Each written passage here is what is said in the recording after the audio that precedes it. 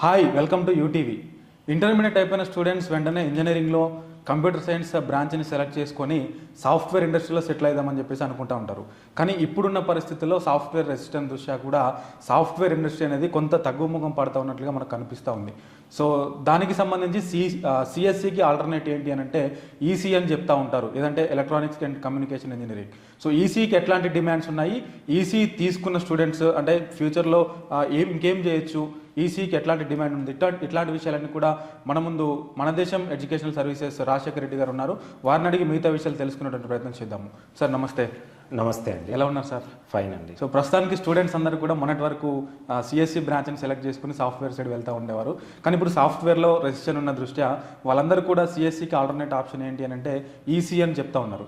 అంటే యాక్చువల్గా ఈసీకి అంత డిమాండ్ ఉందా సార్? ఉంటే ఒకవేళ ఈసీ తీసుకున్నటువంటి స్టూడెంట్స్కి ఎట్లాంటి ఆపర్చునిటీస్ ఉన్నాయి ఇప్పుడు? అంటే ఈసీని ఇక్కడ మనం ఒక ఆల్టర్నేట్ ఆప్షన్ అనే కంటే కూడా అండి, ముందు మనకు ఇంజనీరింగ్ తీసుకుంటే కనుక ఫస్ట్లో పాత రోజుల్లో తీసుకుంటే ఎక్కువగా ఇంజనీరింగ్ అంటే సివిల్ ఇంజనీర్ను ఒక ఇంజనీర్ అనేవాళ్ళు. దాని తర్వాత రోజుల్లో సివిల్ ఇంజనీర్తో పాటు సైమల్టేనియస్గా కోర్ బ్రాంచెస్ ఏవైతే ఉన్నాయో మెకానికల్ అలాగే ఎలక్ట్రికల్ ఇలాంటి బ్రాంచెస్ కూడా కొంచెము బాగానే అంటే మళ్ళీ కొంత స్టూడెంట్స్ ఇంట్రెస్ట్ చూపించడం అనేది జరుగుతూ వచ్చిందనమాట. దాని తర్వాత ఎలక్ట్రానిక్స్ అండ్ కమ్యూనికేషన్ ఇంజనీరింగ్ ఎప్పుడైతే సాఫ్ట్వేర్ ఇంజనీరింగ్ అనేది డిమాండ్ రైజ్ అవుతూ వచ్చిందో అప్పటి నుండి ఈ టెలికమ్యూనికేషన్కు దాంతోపాటు ఎలక్ట్రానిక్స్కి అనేది కొంత క్రేజ్ అనేది బిల్డ్ అయ్యిందనమాట.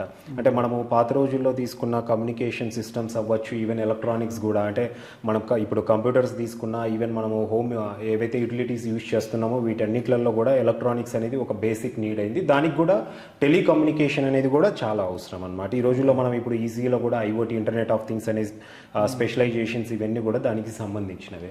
సో ఇది ఈసీకి అనేది దాని తర్వాత రోజుల్లో సివిల్ ఇంజనీరింగ్ తర్వాత అంటే ఇంజనీరింగ్ అంటే సివిల్ ఇంజనీరింగ్ అనేసి ఒక స్టాంప్ ఎలా పడిందో అదేవిధంగా ఇంజనీరింగ్ అంటే ఎలక్ట్రానిక్స్ అండ్ కమ్యూనికేషన్ ఇంజనీరింగ్ అనేసి ఒక స్టాంప్ పడింది అనమాట. అయితే మధ్యలో 2000స్లో ఏమైపోయిందంటే కొంత సాఫ్ట్వేర్కు అనుకోకుండా ఒక క్రేజ్ రావటం, మనకు ఇండియాలో అది ప్రత్యేకించి హైదరాబాద్లో సాఫ్ట్వేర్ కంపెనీస్ అనేది ఎక్కువ రావడంతో సాఫ్ట్వేర్లో కూడా ఆపర్చునిటీస్ పెరగడంతో కొంతమంది స్టూడెంట్స్ అనేది కంప్యూటర్ సైన్స్ ఇంజనీరింగ్ వైపు కూడా మెల్లగా స్టార్ట్ చేశారు అడ్మిషన్స్ తీసుకోవడం. అండ్ కంప్యూటర్ సైన్స్ చదివిన స్టూడెంట్స్ కూడా కొంచెం సాఫ్ట్వేర్ కంపెనీస్లో అంటే రిస్క్ లేని జాబ్స్ అండ్ మంచి ప్యాకేజెస్ అనేది వస్తున్నాయనే ఇంటెన్షన్ తోటి మళ్ళీ మెల్లగా సిఎస్సికి అనేది అంటే డిమాండ్ అనేది పెరుగుతూ వచ్చిందనమాట. అయితే వాస్తవంగా ఇక్కడ తీసుకుంటే కనుక స్టూడెంట్స్ కంప్యూటర్ సైన్స్ ఇంజనీరింగ్ స్టూడెంట్స్కు ఎలాంటి ఆపర్చునిటీస్ అయితే ఉన్నాయో అంటే కంప్యూటర్ సైన్స్ కన్నా ఇప్పుడు మనం రష్యన్ అంటాము, అంటే ఒక 5 years దానికి డిమాండ్ ఉంటే మళ్ళీ 5 years ఆపర్చునిటీస్ లేక స్టూడెంట్స్ మళ్ళీ చాలా వరకు సైలెంట్గా ఉండడం చూస్తూ ఉంటాం. అండ్ ఇప్పుడు డిమాండ్ ఉన్న టైంలో సిఎస్సి బాగా విపరీతంగా జాయిన్ అవుతుంటారు, డిమాండ్ లేనప్పుడు మళ్ళీ ఆటోమేటిక్గా సిఎస్సి జాయిన్ అయ్యే వాళ్ళు తగ్గిపోయి కోర్ బ్రాంచెస్ వైపు వెళ్తూ ఉంటారనమాట. అయితే ఎలక్ట్రానిక్స్ అండ్ కమ్యూనికేషన్ ఇంజనీరింగ్ వచ్చేసరికి ఎప్పుడు కూడా మార్కెట్ అనేది డీసెంట్గానే ఉంటుందండి. ఆ బ్రాంచ్కు ఉన్న వాల్యూ అనేది ఎప్పుడు కూడా ఉంటుంది. సిఎస్సికి సాఫ్ట్వేర్కు ఎంత క్రేజ్ ఉన్న రోజుల్లో కూడా ఈసీకి అనేది క్రేజ్ తగ్గలేదు. కాకపోతే ఈసీ జాయిన్ అయ్యే స్టూడెంట్స్ అంటే దానికి ఇంట్రెస్ట్ చూపించే స్టూడెంట్స్ అనేది కొంత తగ్గచ్చే కానీ ఈసీ స్టూడెంట్స్కి మాత్రం ఆపర్చునిటీస్ ఎప్పుడూ ఉండనే ఉంటున్నాయి. ఈసీ స్టూడెంట్కి ఇంకా చెప్పాలంటే సిఎస్సి స్టూడెంట్స్తో కంపేర్ చేస్తే ఆపర్చునిటీస్ అనేది ఇంకా ఎక్కువగా ఉంటాయి. ఎందుకంటే ఎలక్ట్రానిక్స్ సెక్టార్లో వెళ్ళొచ్చు స్టూడెంట్స్, దాంతోపాటు టెలికమ్యూనికేషన్ సెక్టార్లో వెళ్ళొచ్చు, ఈవెన్ కొన్ని సాఫ్ట్వేర్ ప్రోగ్రామ్స్ నేర్చుకొని మళ్ళీ ఈసీ స్టూడెంట్ అనేది సాఫ్ట్వేర్కు డిమాండ్ ఉన్న టైంలో సాఫ్ట్వేర్ కంపెనీస్లో కూడా స్టూడెంట్స్ అనేది జాబ్స్కి అనేది వెళ్ళొచ్చు అనమాట. సో ఈసీకి అనేది ఎప్పటికి కూడా డెఫినెట్గా అయితే డిమాండ్ అనేది ఉండనే ఉంటుందండి. ఓకే, అంటే ఇప్పుడు ఈసీ చేసిన స్టూడెంట్స్కి ఎట్లాంటి స్కోప్ ఉంటుంది సార్ ఫ్యూచర్ మార్కెట్లో? సో వాళ్ళు ఎట్లాంటి జాబ్స్కి ప్రిఫరెన్స్ ఇవ్వచ్చు అంటే ఏం చెప్తారు సార్? అదే అండి, ఇప్పుడు ఈసీ స్టూడెంట్స్ తీసుకుంటే కనుక మనకు చాలా ఎలక్ట్రానిక్ ఇండస్ట్రీస్ ఉన్నాయి. అంటే ఒకప్పుడు అయితే కనుక ఎలక్ట్రానిక్స్ అంటే మనము చైనా, జపాన్ అవ్వచ్చు, తైవాన్ ఇలాంటి కంపెనీ అంటే ఇలాంటి కంట్రీ నేమ్స్ అనేది మనకు ఎక్కువగా వినపడేటివి. అయితే ఈ మధ్య కాలంలో తీసుకుంటే కనుక మనకు ఎలక్ట్రానిక్ కంపెనీస్ అనేది మరీ ముఖ్యంగా కోవిడ్ తర్వాత తీసుకుంటే ఎప్పుడైతే మనకు ఈ కోవిడ్ లాక్డౌన్ టైంలో తైవాన్ లాంటి కంట్రీ సెమీ కండక్టర్స్ మ్యానుఫ్యాక్చరింగ్ అనేది స్టాప్ చేసిన తర్వాత ప్రతిదీ అంటే బేసిక్ యూటిలిటీస్ అన్నీ కూడా పెరిగిపోయాయి. కార్స్ దగ్గర నుండి తీసుకుంటే ప్రతి ఎలక్ట్రానిక్ ఐటమ్ అనేది కాస్ట్ అనేది పెరిగిపోయింది. ఇది కోవిడ్లో మ్యానుఫ్యాక్చరింగ్ ఒక తైవాన్ లాంటి చిన్న కంట్రీ స్టాప్ చేసినప్పుడే. సో ఇప్పుడు ప్రతి ఒక్కరు ఎలక్ట్రానిక్ ఐటమ్స్ అనేది ఓన్గా మ్యానుఫ్యాక్చర్ చేసుకోవడానికి ప్రతి కంట్రీ అడ్వాన్స్డ్ కంట్రీస్ అయినా యూఎస్, యూకే, కెనడా లాంటి కంట్రీస్తో పాటు ఈవెన్ మన ఇండియాలో కూడా చాలా వరకు ఎలక్ట్రానిక్ కంపెనీస్ అనేది చాలా ఎస్టాబ్లిష్ చేశారు ఈ మధ్య కాలంలో. స్టూడెంట్స్కు డెఫినెట్గా అయితే ఎలక్ట్రానిక్స్ వైపు వెళ్ళడానికి ఈవెన్ విత్ ఇన్ ఇండియాలో ఆపర్చునిటీస్ ఉంటాయి. అదేవిధంగా ఇప్పుడు ఎలాగైతే సాఫ్ట్వేర్ కోసం యూఎస్, యూకే, కెనడా అలాంటి కంట్రీస్ వెళ్తున్నారో స్టూడెంట్స్, ఎలక్ట్రానిక్స్ జాబ్స్ కోసం కూడా అలాంటి అడ్వాన్స్డ్ కంట్రీస్ కూడా వెళ్ళడానికైతే ఒక అవకాశం అనేది ఉంటుంది ఇప్పటి నుండి. దాంతోపాటు టెలికమ్యూనికేషన్ సెక్టార్. సో టెలికమ్యూనికేషన్లు అనేది మనందరికీ తెలిసిందే ఇప్పుడు.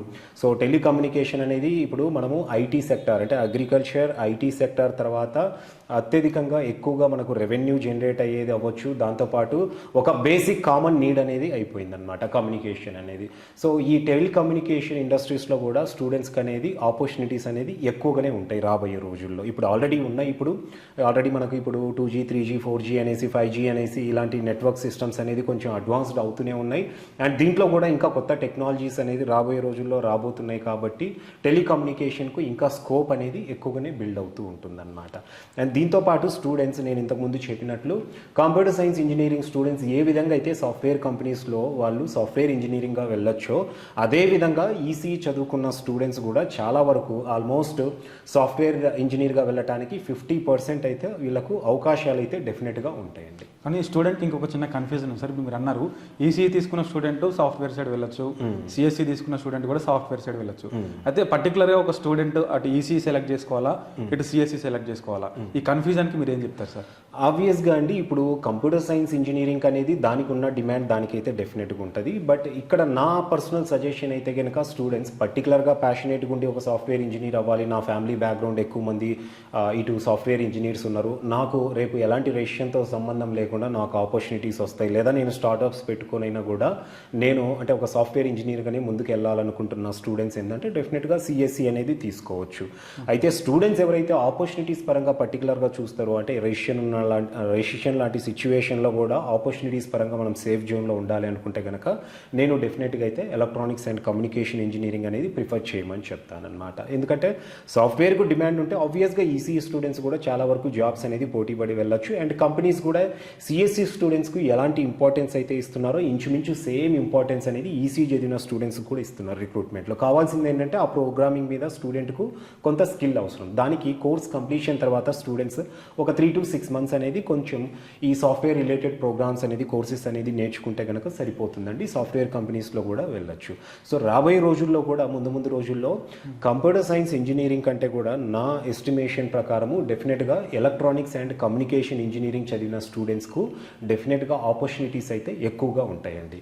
సో ఇప్పుడు ఈ 2024 అకాడమిక్ ఇయర్లో అడ్మిషన్ తీసుకునే స్టూడెంట్స్ అంటే అందరూ మన సౌత్లో ఎలా ఉంటారంటే అందరూ కంప్యూటర్ సైన్స్ ఇంజనీరింగ్ అంటే కంప్యూటర్ సైన్స్ ఇంజనీరింగ్ ప్రతి ఒక్కరు తీసుకుంటూ ఉంటారు, జాబ్స్ ఈజీగా వస్తున్నాయి, శాలరీస్ ఎక్కువ వస్తున్నాయి అనేసి. ఎప్పుడైతే మళ్ళీ ప్లేస్మెంట్స్ ఆగిపోతాయో దాని తర్వాతనే ఆల్టర్నేట్ ఆప్షన్స్ అనేది కోర్ బ్రాంచెస్ వైపు చూస్తూ ఉంటారు. అలా కాకుండా కొంత ఇలాంటి ఎలక్ట్రానిక్స్ అండ్ కమ్యూనికేషన్ ఇంజనీరింగ్ వైపు కూడా స్టూడెంట్స్ ఇంట్రెస్ట్ చూపిస్తే కనుక ఈ కోర్ బ్రాంచెస్లో ఆపర్చునిటీస్ అనేది ఎప్పుడు ఎక్కువగా ఉంటాయి. స్టూడెంట్స్ ఒక సేఫ్ జోన్లో అనేది ప్లేస్మెంట్ అనేది సంపాదించవచ్చండి. Thank you so much sir. నిజంగా చాలా డీటెయిల్గా ఎక్స్ప్లెయిన్ చేశారు. అంటే సాఫ్ట్వేర్ అంటే ఈసీ అంటే సిఎస్సి ఒకటే కాదు, ఈసీ త్రూ కూడా వెళ్ళొచ్చు అని చెప్పేసి చాలా చక్కగా ఎక్స్ప్లెయిన్ చేశారు. Once again thank you so much sir. నమస్తే. సో చూసారు కదా, ఇది మన దేశం ఎడ్యుకేషనల్ సర్వీసెస్ రాజశేఖర్ రెడ్డి గారు మనతో చెప్తున్నటువంటి విషయాలు. దాదాపుగా సాఫ్ట్వేర్ రంగంలో నిలదొక్కుకోవాలంటే సిఎస్సి ఒక్కటే మార్గం కాదు, ప్రస్తుతానికి ఈసీ కూడా చాలా డిమాండ్ ఒక ఉన్నటువంటి దానిగా ఉందని చెప్పేసి చెప్తా ఉన్నారు. కాబట్టి భవిష్యత్తులో ఈసీకి మంచి డిమాండ్ ఉందని చెప్పేసి వారు చెప్తా ఉన్నారు. సో ఈసీ కోర్సుకు సంబంధించి కావచ్చు, లేదా ఇంకొన్ని మీకు ఇప్పుడు ఉన్నటువంటి టాపిక్కి సంబంధించి ఇంకేదైనా డీటెయిల్స్ కావాలనుకుంటే కనుక కింద స్క్రోల్ అవుతున్నటువంటి నెంబర్స్కి మీరు కాంటాక్ట్ అవ్వండి. ఇంకా డీటెయిల్గా వారు మీకు ఎక్స్ప్లెయిన్ చేస్తారు. మరొక కొత్త టాపిక్తో నేను మీ ముందుకు వస్తాను. అంతవరకు చూస్తూనే ఉండండి యూటీవీ.